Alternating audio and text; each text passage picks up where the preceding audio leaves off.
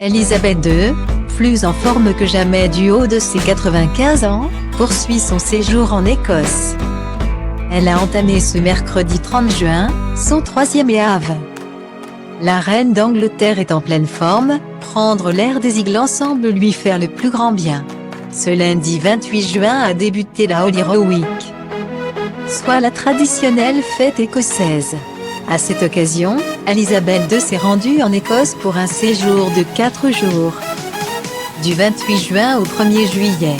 Et c'est un déplacement hautement symbolique pour la souveraine, puisqu'il s'agit de son premier voyage officiel depuis le décès de son époux, le prince Philippe, en avril dernier, après plusieurs mois de confinement dans son château de Windsor.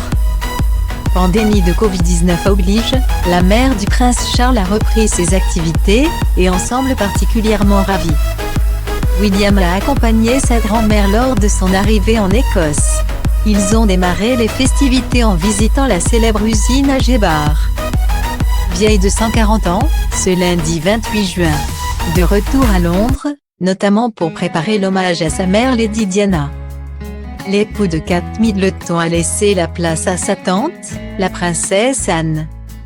Elisabeth II a choisi de visiter, pour son 3e et avant-dernier jour dans le nord du Royaume-Uni, un centre communautaire pour enfants à Glasgow, The Children's World Project. Elle était accompagnée pour cette sortie de son unique fille, la princesse Anne, âgée de 70 ans. Des retrouvailles importantes pour la mère et la fille.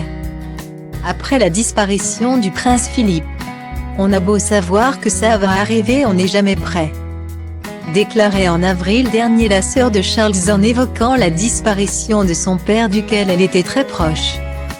Mon professeur, mon supporter et mon critique, disait-elle à son sujet, souriante et élégante. Les deux femmes sont allées à la rencontre des enfants et ont visité un jardin partagé. Une sortie mère-fille qui a fait énormément de bien à la reine. Son visage souriant de bonheur ne laisse aucune place au doute.